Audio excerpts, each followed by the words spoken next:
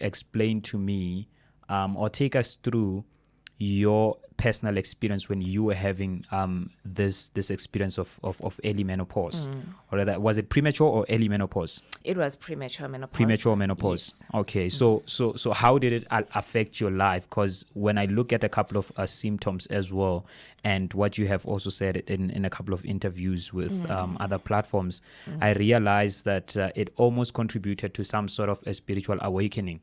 What would you say about that? Okay. Firstly, before knowing what was happening, just dealing with the symptoms for a number of years, the experience was horrible. Turned my life upside down. Very bad, you know. Yeah. Menopause has physical symptoms, it's got emotional symptoms, it's got psychological symptoms. And normally when we speak menopause, we focus on the physical symptoms. So in my case, when the psychological ones hit, it was bad. Oh. And then fast track to the other side, when then I knew what was happening. I think that's when now the positives started showing up, as you talk about the spiritual awakening, and just coming on the other side, feeling like I had gone through a rebirth. And coincidentally, Japanese, their word for menopause is called konenki, which means like a second spring or rebirth and all of that. And I really love it because it speaks to it in the way that it hardly...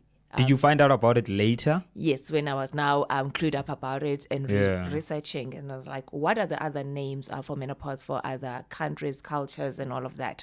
Because with us, normally it's just menopause. And with us, it's tied with negativity. The moment you say menopause, then people assume only the worst part of it. That you can't have babies anymore. Yes, but when you, whenever I can imagine with the Japanese konenki, and they call it like second spring, a rebirth, then it's like something that is beautiful that is coming to the fore. Wow. You know? So with me, even in the book, I do touch on it, that it was a reawakening in so many ways. Firstly, how I lived my life, you know, just taking care of myself, like nutrition, sleep, and all of that, things that we take for granted normally. So I had to look at holistic living and the benefits of it. Yeah. And then you fast track also, like I questioned so much about spirituality, because normally we get born and our spirituality is almost like predetermined by our family, by our parents, and all of that. Yeah. And sometimes then we just coast through life. Especially through religion. Yes. You don't get to choose. Never. You're never given a list to say, which one do you think? No, you just get put into this pond, and then you stay there because it's comfortable. But with my journey, I think so much, because as I say, with a rebirth, you look at every aspect of your life. Yes. And that's when I came also across that, what does spirituality mean for me? How do I want to tackle it?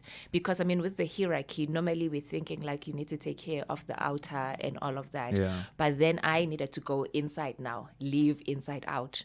And I found that once I went that route, I became a different person. Yeah.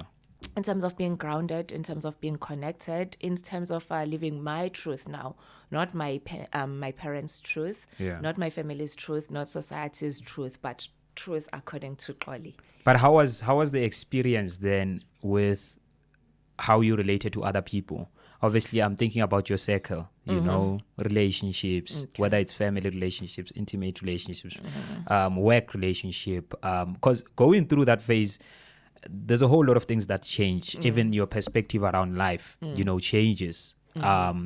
But I'm just thinking, how was your relationship with